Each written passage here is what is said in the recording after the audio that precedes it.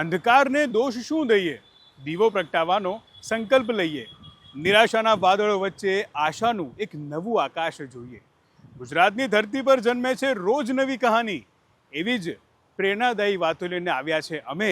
આવો માણીએ good news ગુજરાતની મધુર વાણી. નમસ્કાર દર્શક મિત્રો, હું છું નિર્મિત અને આપ જોઈ રહ્યા છો ગુડ ન્યૂઝ ગુજરાત, જ્યાં દરેક સમાચાર આશા, પ્રેરણા અને માનવતાનો ઉત્સવ છે. અમદાવાદ આ માત્ર એક શહેર નથી, પણ સદીઓના ઇતિહાસ, સંસ્કૃતિ અને વારસાની જીવંત ઓળખ છે. પોળોની ગલીઓથી લઈને વિશ્વ ધરોહરનું ગૌરવ મેળવનાર આ શહેર હવે પોતાની ઓળખમાં વધુ એક નવું પ્રકરણ ઉમેરી રહ્યું છે. સાબરમતીના કિનારે તૈયાર થયું છે હેરિટેજ પાર્ક, જ્યાં ઇતિહાસ માત્ર વાંચવાનું નથી, પણ દરેક પગલે અનુભવવાનો છે. પ્રકૃતિ, સંસ્કૃતિ, આધુનિકતા અને વારસાનો અનોખો સંગમ ધરાવતો આ પાર્ક હવે અમદાવાદની નવી ઓળખ બનવા તરફ આગળ વધી રહ્યો છે. ચાલો જોઈએ અમારી આ ખાસ રજૂઆત.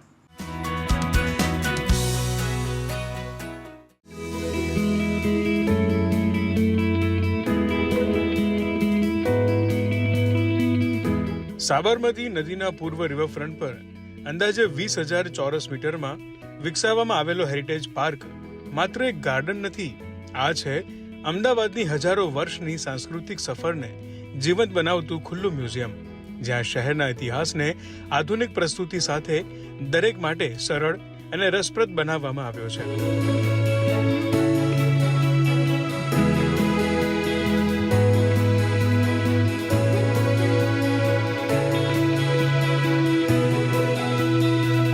આ પાર્કની સૌથી મોટી વિશેષતા છે તેની અનોખી થીમ. અહીં બનાવવામાં આવ્યા છે 5 વિશિષ્ટ heritage circle. Circus tent circle, જે શહેરની જૂની મનોરંજન સંસ્કૃતિને જીવંત કરે છે. રાજવંશ સર્કલ, અમદાવાદ પર શાસન કરનાર વિવિધ રાજવંશોની ગાથા રજૂ કરે છે. સિટી ઇવોલ્યુશન સર્કલ, શહેરના વિકાસની સમગ્ર યાત્રા દર્શાવે છે. રોયલ પ્રોસેશન સર્કલ, ભદ્ર કિલ્લાની શાહી પરંપરાઓને ફરી જીવંત બનાવે છે. અને માતાની પછેડી સર્કલ, ગુજરાતની લોકકળા અને સાંસ્કૃતિક વારસાને અનોખી શ્રદ્ધાંજલિ આપે છે. રિવરફ્રન્ટની પૂર્વ બાજુએ એલિસ બ્રિજ અને નહેરુ બ્રિજની વચ્ચેની સાઈડમાં અમે 1800 સ્ક્વેર મીટર એરિયાની અંદર હેરિટેજ પાર્ક બનાવવામાં આવેલો છે, જે આપણા હેરિટેજ વોલ છે તેને અડીને બનાવવામાં આવેલો છે. અને જે અમદાવાદના હેરિટેજ વસ્તુઓ છે એને અમુક જે પહેલાં અહીંયા જે રીતે સર્કસ થતા હતા એ સર્કસ માટે ગજીવો બનાવેલો છે. પ્લસ અહીંયા એક બીજું સર્કલ છે જે અહીંયા જે સલ્તનતો આવી ગયેલી છે તેના સિક્કાને એનું મૂકવામાં આવેલા છે. એ ચલણોનું એક સર્કલ બનાવેલું છે. બીજા સર્કલની અંદર કેક્ટસ ને એવું બધું જે ઝાડ છે એ બધા ઉગાડવામાં આવેલા છે. અમુક ગ્રાસની સ્પીસીસ ઉગાડવામાં આવેલી છે. પ્લસ અહીંયા જે દરવાજા હતા અમદાવાદના હેરિટેજમાં એની પ્રતિકૃતિઓ મૂકવામાં આવેલી છે. પ્લસ અહીંયા માતાના પછેડો કરીને જે અહીંયા જે નદીના કિનારે પહેલાં જે લોકો કામ કરતા હતા એ લોકો બનાવતા હતા એ ટાઈપનું એક સ્ટ્રક્ચર બનાવીને મૂકવામાં આવેલું છે. માત્ર ઇતિહાસ જ નહીં, આ પાર્ક આજની નવી પેઢીને પણ ધ્યાનમાં રાખીને ડિઝાઇન કરવામાં આવ્યો છે. સુંદર લેન્ડસ્કેપ, આકર્ષક આર્ટ ઇન્સ્ટોલેશન અને ફોટોજેનિક કોર્નર્સ આ પાર્કને જેન ઝી અને યુવાનો માટે નવું સોશિયલ મીડિયા ડેસ્ટિનેશન બનાવે છે, જ્યાં દરેક ફોટો અમદાવાદની વિરાસત અને આધુનિકતાની સુંદર કહાની કહે છે. તો બીજી તરફ વિદ્યાર્થીઓ માટે આ જીવંત શૈક્ષણિક કેન્દ્ર છે, જ્યાં પુસ્તકોની બહાર નીકળીને ઇતિહાસને નજીકથી અનુભવી શકાય. પતંગ હોટલની એક્ઝેક્ટ સામે જ છે. અહીંયા ફોટોસ ક્લિક કરવા માટે બહુ સારી એવી જગ્યા છે, સ્પેસ છે, અવનવી કલાકૃતિઓ આવેલી છે. અને અહીંયા કર્મચારી દ્વારા જે એની સાફ સફાઈ રાખવામાં આવે છે એ બી બેસ્ટ છે. અને બેસવા માટેની સારી એવી લોકેશન આપણને મળે છે. અને અહીંયા આપણને આવીએ તો એક શાંતિનો અનુભવ થાય છે. પક્ષીઓનો અવાજ સાંભળવા મળે છે. સામે રિવરફ્રન્ટ પરની નજારો જોવા મળે છે. અત્યારે વરસાદના મોસમમાં સારું એવું દ્રશ્ય, વાદળાઓ જોવા મળે છે. આ પાર્ક માત્ર ફરવા માટેનું સ્થળ નથી, પણ દરેક વયના લોકો માટે જીવંત જાહેર સ્થળ છે. બાળકો માટે ખુલ્લું, સુરક્ષિત અને આનંદમય વાતાવરણ, વરિષ્ઠ નાગરિકો માટે હરિયાળીની વચ્ચે શાંતિભર્યો વોકિંગ ટ્રેક, પરિવારો માટે સાથે સમય પસાર કરવાની ઉત્તમ જગ્યા. जहाँ पर मैं अपने बेबी को लेकर यहाँ पर आती हूँ तो वो रम सके। और यहाँ पर इतना अच्छा पार्क है कि उसको एक यानी उसको मैं सिखा सकती हूँ कि यहाँ पर एक झाड़ है, ये इसको वावाने का, तो ये बड़े होकर अपने को यानी ऑक्सीजन देवे, सब देवे। और मैं इसको यहाँ आजू बाजू से अच्छा है मैं यहाँ पर सेफ प्लेस पर लाती हूँ तो यहाँ पर बच्चा रम सके। यहाँ बच्चा सेफली अच्छे से रम सकता है और यहाँ पर चित्रकला और है ना अपनी यानी सभी दरवाजों के मायने ने उसके लिए अपने को जानकारी मिल सकती है और अपने यहाँ से के ठेठ यहाँ से अपने खुद घूम भी सकते हैं और अपने बच्चा एंजॉय भी कर सकता है। વિશ્વ ધરોહર તરીકે ઓળખાતું અમદાવાદ હવે પોતાની વિરાસતને માત્ર સાચવી રહ્યું નથી પણ તેને નવી પેઢી સુધી જીવંત રીતે પહોંચાડી રહ્યું છે। આ હેરિટેજ પાર્ક ભૂતકાળને વર્તમાન સાથે જોડે છે અને ભવિષ્ય માટે વારસાની નવી ઓળખ ઊભી કરે છે। અહીં ઇતિહાસ પણ જીવંત છે, પ્રકૃતિ પણ ખીલે છે અને દરેક મુલાકાતી અમદાવાદ સાથેની એક નવી યાદ લઈને પરત ફરે છે। કેમેરા પર્સન કૃણાલ ચૌહાણ સાથે સુમન બોરાનાનો રિપોર્ટ।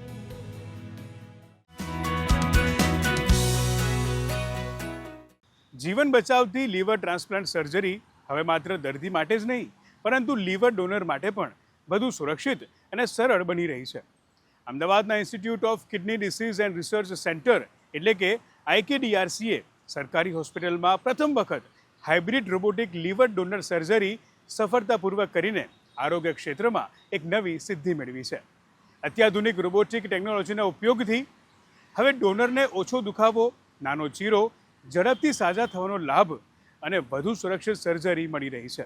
સૌથી મહત્વની વાત એ છે કે PMJAY યોજના હેઠળ આ અદ્યતન સારવાર પણ નિઃશુલ્ક ઉપલબ્ધ છે। અંગદાન એટલે કોઈના જીવનમાં ફરી આશાનું કિરણ પ્રગટાવવું, પરંતુ લીવર ડોનર માટે થતી મોટી સર્જરીને કારણે અનેક લોકો અંગદાનથી અચકાતા હતા। હવે IKDRCએ હાઇબ્રિડ રોબોટિક ટેકનોલોજીના ઉપયોગથી આ ચિંતાને ઘણી હદ સુધી દૂર કરી છે। દેશની સરકારી હોસ્પિટલમાં પ્રથમ વખત અપનાવવામાં આવેલી આ ટેકનિક ડોનરની સર્જરીને વધુ સલામત, વધુ ચોકસાઈભરી અને વધુ આરામદાયક બનાવે છે। તો ચાલો જાણીએ શું છે આ hybrid robotic liver surgery. Robotic surgery keyhole surgery છે ત્યાં આગળ, અને કી હોલ સર્જરીની અંદર જુદા જુદા પોટ્સ નાખી અને પછી ઓપરેશન કરવામાં આવે। લીવર એ બહુ મોટું ઓર્ગન છે, એકલી કી હોલ સર્જરીથી આખી સર્જરી કરવી ઘણી વખત ઘણી મુશ્કેલ પડે। મોટાભાગના કેસની અંદર લીવરને જે બે ભાગ હોય એના છૂટું કરવાનું, જમણો અને ડાબો ભાગ હોય લીવરને, એ બંને જોડાયેલા હોય। તો જ્યારે કોઈ ડોનેશન કરતું હોય, ઓર્ગન ડોનેશન કરતું હોય તો એનો જમણો ભાગ અને ડાબો ભાગ છૂટો કરવો પડે।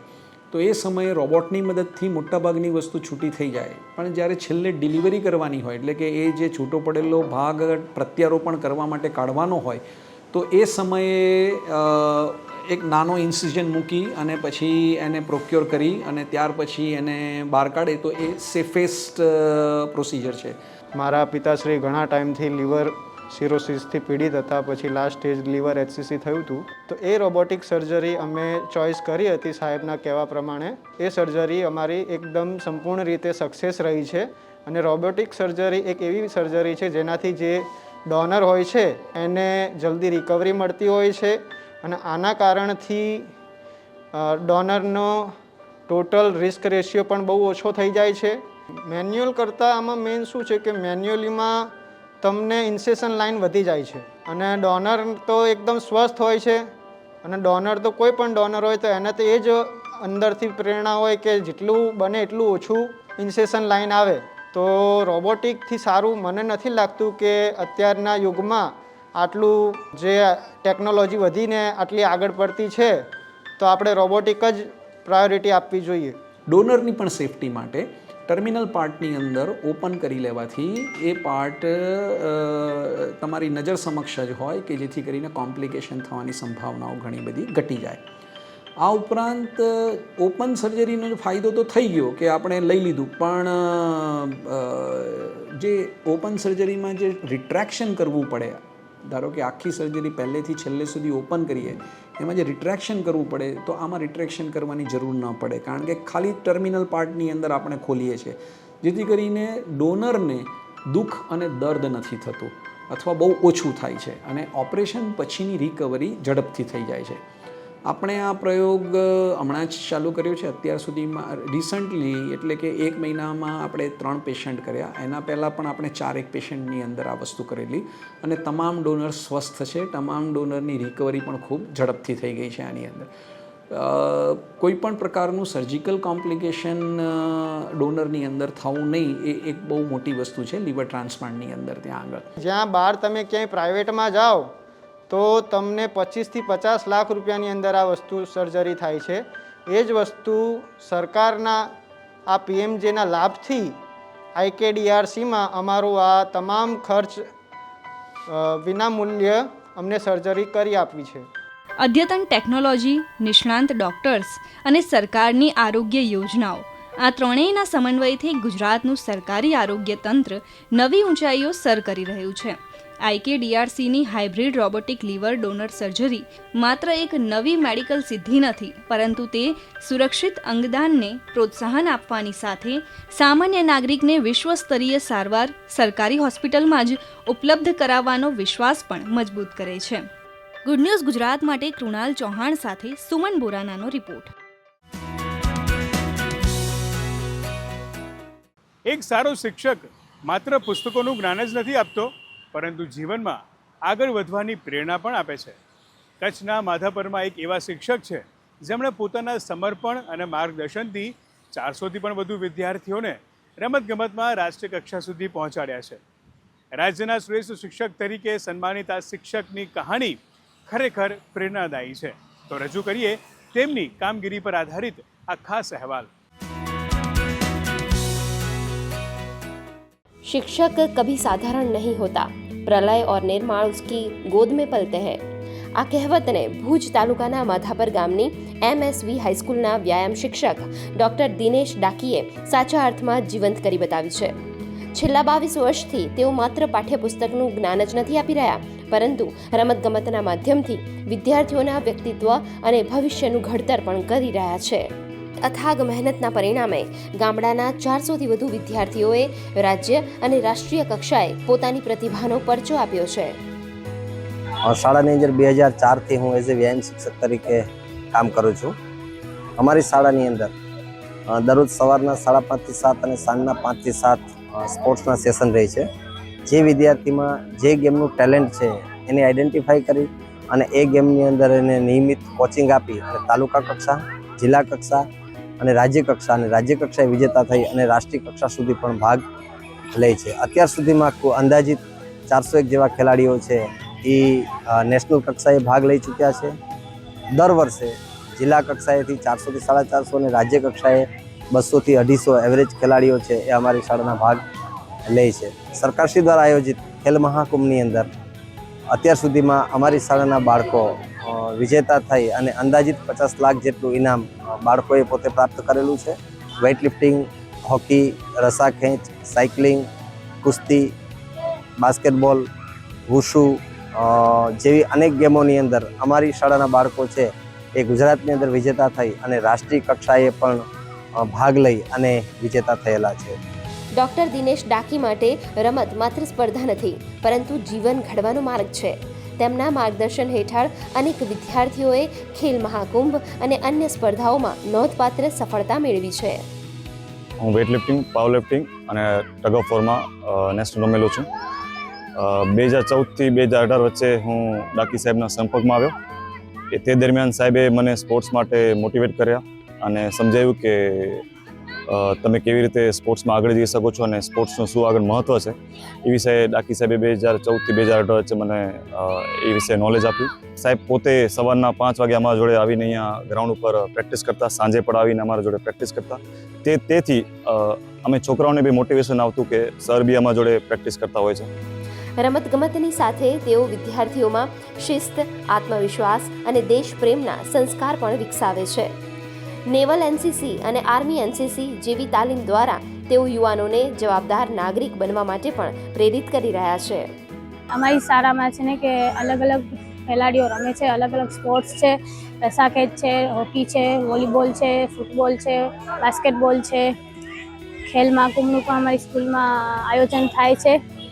અમે સ્ટેટે 2nd રેન્ક આવ્યા હતા અને ગુજરાત રાજ્યમાં ફર્સ્ટ રેન્ક છે, ગોલ્ડ મેડલ પ્રાપ્ત કર્યો છે. અમારા વ્યાયામ શિક્ષક શ્રી ડીએલ ડૉક્ટર ડાકી સર એ અમને સરથી સવાર સાંજ પ્રેક્ટિસ કરાવે છે. સવારે 5:30 અમે આવી છીએ, 5:30 થી 7 વાગ્યા સુધી પ્રેક્ટિસ કરાવે છે. સાંજે પણ નિયમિત પ્રેક્ટિસ કરાવે છે. વિદ્યાર્થીઓના અભ્યાસની સાથે સર્વાંગી વિકાસ થાય તે માટે અભ્યાસની સાથે રમતગમતને પ્રાધાન્ય અને મહત્ત્વ આપી અને જે બાળકોની અંદર ટેલેન્ટ છે એ બાળકોને અહીંયા નિઃશુલ્ક નિયમિત કોચિંગ આપવામાં આવે છે અને પોતે રમતગમતની અંદર પણ પોતાનું ફ્યુચર બનાવે અને પોતે એક તંદુરસ્ત જીવન જીવે એ માટેનો એક અમે પ્રયત્ન કરી રહ્યા છીએ. ખરેખર આવા શિક્ષકો સમાજ માટે પ્રેરણા સ્ત્રોત છે, કારણ કે તેઓ માત્ર વિદ્યાર્થીઓને ભણાવતા નથી, પરંતુ સપનાઓને ઉડાન આપીને રાષ્ટ્રના ભવિષ્યનું નિર્માણ કરે છે. ગુડ ન્યૂઝ ગુજરાત માટે ભુજથી કૌશિક કાંટેચા સાથે ટીમનો રિપોર્ટ.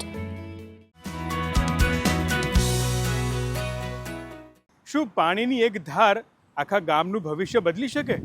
શું એક નળ માત્ર તરસ જ નહીં પરંતુ બીમારી, ચિંતા અને વર્ષોની મુશ્કેલી પણ દૂર કરી શકે? જવાબ છે હા. મોરબી જિલ્લાના લક્ષ્મીવાસ ગામે જળ વ્યવસ્થાપન દ્વારા એવું પરિવર્તન સર્જ્યું છે કે જે આજે દેશભરમાં તેની ચર્ચા થઈ રહી છે. એક એવું ગામ જ્યાં પીવાનું શુદ્ધ પાણી એક મોટો પડકાર હતો. મીઠા પાણીની એક બૂંદ લોકો માટે જાણે સપનું બની ગયું હતું. અમારે પાણીની પેલા બહુ તકલીફ હતી, હવે અમારે પાણી ભરવા જવું પડતું, ચડાવે. પાણીનો બહુ પ્રોબ્લેમ હતા, કૂવામાંથી ચીચીને ભરવું પડતું અને મળતું ને રાતના ટેન્કર આવતા ભરતા. કહેવાય છે કે સમસ્યા મોટી હોય પણ સંકલ્પ મજબૂત હોય તો પરિસ્થિતિ બદલાતા વાર નથી લાગતી. મોરબી જિલ્લાના લક્ષ્મીવાસ ગામે આ વાત સાચી સાબિત કરી છે. એક સમયે શુદ્ધ પાણી મેળવવા ઝઝૂમતા આ ગામમાં સૌના સહિયારા પ્રયાસથી એવી ક્રાંતિ થઈ કે દિલ્હી ખાતે યોજાયેલ જળ મહોત્સવમાં લક્ષ્મીવાસ ગામને જળ પ્રબંધન માટે રાષ્ટ્રીય પુરસ્કારથી સન્માનિત કરવામાં આવ્યું છે. માત્ર 7 કિલોમીટરના અંતરે આવેલું ગામ છે. ગામમાં અન્ય કોઈ પીવાના પાણીનો કોઈ પણ સ્ત્રોત અન્યત્ર સ્ત્રોત કોઈ પણ ઉપલબ્ધ નથી. પાણી પુરવઠા વિભાગ દ્વારા આપવામાં આવતું પાણી દ્વારા જ ગામમાં ઘરે ઘરે વાપરવા માટે અને પીવા માટે પૂરતું પાણી ઉપલબ્ધ થઈ રહેલ છે. ગામમાં કોઈ પાણીની સુવિધા, કોઈ મીઠા પાણીના સ્ત્રોત ન હતા, જેથી કરી અને જ્યારે સેક્ટર રિફોર્મ યોજના અમલમાં આવી 2011માં, ત્યારે અમે આ હર ઘર જળ એ વિતરણ અંતર્ગત ઘરે ઘરે શુદ્ધ ચોખ્ખું પાણી વિતરણ કરીએ છીએ. ગામમાં તળાવ છે, તો તળાવની અંદર પણ કૂવામાં ખારા પાણી હોવાથી, બીજા કોઈ સ્ત્રોત ન હોવાથી જે GWL દ્વારા પાણી વિતરણ થાય છે એના ઉપર નિર્ભર છે. લક્ષ્મીવાસ ગામને આપણા મેન સોર્સ NC7 હેડવર્સથી ફિલ્ટર પ્લાન્ટ મારફત પાણી શુદ્ધ કરી ત્યારબાદ પીપળિયા હેડવર્સ અને ત્યારબાદ નાના ભેલા હેડવર્સ સુધી પાણી પહોંચાડી અને નાના ભેલા હેડવર્સ થકી લક્ષ્મીવાસ ગામ સુધી પાણી પુરવઠા વિભાગ દ્વારા પહોંચાડવામાં આવે છે અને ગ્રામ પંચાયતની પાણી સમિતિ દ્વારા ગામમાં ઘરે ઘરે પાણી વિતરણ કરવામાં આવે છે. આ ગામ લક્ષ્મીવાસમાં પહેલા પાણીની ખૂબ જ તકલીફ હતી, કારણ કે આ ગામ દરિયાકાંઠાનું ખૂબ નજીકનું ગામ છે. પણ હવે સરકારની નવી જે યોજના આવી, હર ઘર જળ યોજનાના કારણે અને સરપંચશ્રીના ખૂબ સારા કામ, અખાત પ્રયત્નના કારણે હવે ઘરે ઘરે નળની સુવિધા આવી ગઈ છે અને ગામ લોકોને નિયમિતપણે પાણીનો પુરવઠો પૂરો પાડવામાં આવે છે, જેના કારણે ગામ લોકો ખૂબ જ પ્રસન્ન છે. એટલે અમારા ગામના સરપંચ આવ્યા તે પછી અમારે સારું ગયું. ત્યારે સાંજે 5 વાગે છોડે એટલે 6 વાગ્યા સુધી આવે. લક્ષ્મીવાસ ગામથી દરિયો માત્ર 7 કિલોમીટર દૂર હોવાથી ભૂગર્ભ જળ ખારું હતું. ઘરમાં પાણી તો આવતું, પરંતુ પીવા યોગ્ય ન હોવાથી લોકોના સ્વાસ્થ્ય અને રોજિંદા જીવન પર તેની અસર થતી. પરંતુ ગામે આ પરિસ્થિતિને પોતાની કિસ્મત માનીને સ્વીકારી નહોતી. ગ્રામજનોના પ્રયાસ અને સરકારી તંત્રના સહયોગથી હર ઘર નલ હર ઘર જલ અભિયાન અંતર્ગત આજે ગામના દરેક ઘર સુધી નર્મદાનું શુદ્ધ પાણી પહોંચ્યું છે. સાથે વોટર ટેન્ક જેવા ચોખ્ખા પાણીના વિવિધ સોર્સ પણ અહીં ઉપલબ્ધ બન્યા છે. અમારું ગામ પહેલેથી જ ખેતી આધારિત ગામ છે. સ્પેશિયલ ખેતી સિવાય કોઈ ધંધા રોજગાર છે નહીં. અને અમે 2011માં રાષ્ટ્રપતિ પ્રતિભા પાટીલ હસ્તક નિર્મળ ગામનો એવોર્ડ પણ અમે સ્વીકારેલ છે આ ગામે. અને ત્યાર પછી સ્વચ્છ ગામ, તીર્થ ગામ, પાવન ગામ, શ્રેષ્ઠ ગામ પંચાયત બધા એવોર્ડ લીધેલા છે. અને હાલમાં હમણાં ટૂંક સમય પહેલાં રાષ્ટ્રપતિ હસ્તક જલ વિતરણનો એવોર્ડ પણ અમારા ગામને મળેલ છે. લક્ષ્મીવાસને મળેલો રાષ્ટ્રીય પુરસ્કાર માત્ર એક સન્માન નથી, પરંતુ ગામના સંકલ્પ, સહકાર અને બદલાવમાં રાખેલા વિશ્વાસની કદર છે. ખારા પાણીની સમસ્યાથી રાષ્ટ્રીય ગૌરવ સુધીની આ સફર સાબિત કરે છે કે સાચી દિશા અને સહિયારા પ્રયાસથી માત્ર પાણી નહીં, આખા ગામનું ભવિષ્ય પણ બદલી શકાય છે. ગુડ ન્યૂઝ ગુજરાત માટે મહેન્દ્રસિંહ જાડેજાનો રિપોર્ટ.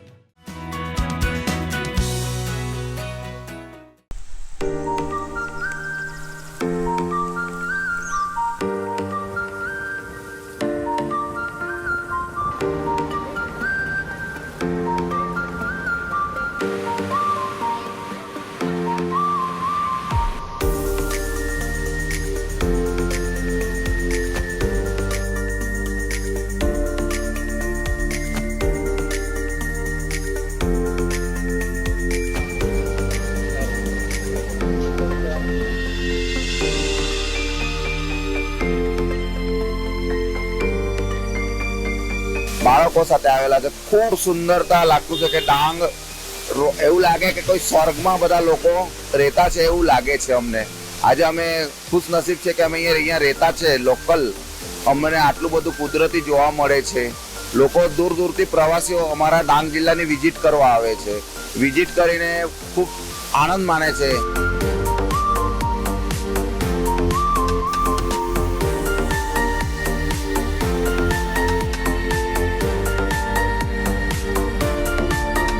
અંબિકા નદી પર આવેલો ગીરા ધોધનું આપ અત્યારે રૌદ્ર સ્વરૂપ નિહાળી રહ્યા છો.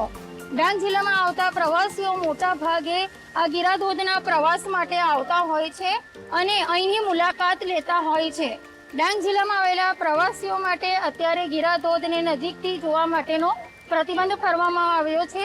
તેમજ જેટલા બી પ્રવાસીઓ આવે છે તેમને કુદરતી સૌંદર્ય ખૂબ જ સાવચેતીપૂર્વક માણવા માટે વહીવટીતંત્રએ અપીલ કરી.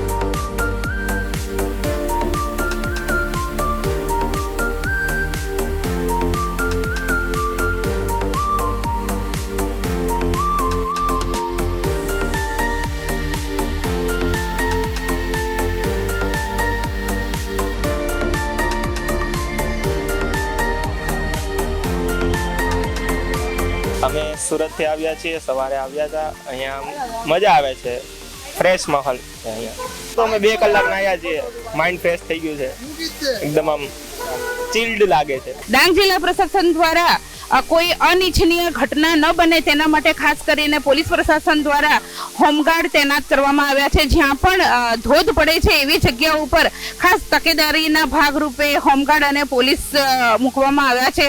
ડાંગ જિલ્લામાં જ્યાં જ્યાં ધોધ પડે છે, જેમ કે ગિરમાળનો ધોધ છે, તેમજ વઘઈ ખાતે આવેલો ગીરા ધોધ છે, નાના મોટા ઝરણાઓ છે અને ખાસ કરીને રોડ ઉપર જે ઝરણાઓ આવેલા છે એવી જગ્યાઓ ઉપર ડાંગ જિલ્લા પ્રશાસન દ્વારા ખાસ તકેદારીનો ભાગરૂપે સહેલાણીઓ માટે કોઈ સમસ્યા ન ઊભી થાય અને ખાસ કરીને સહેલાણીઓ એવી જોખમ જગ્યાઓ ઉપર સેલ્ફી ન લે તેનું પણ ખાસ ધ્યાન રાખવામાં આવી રહ્યું છે.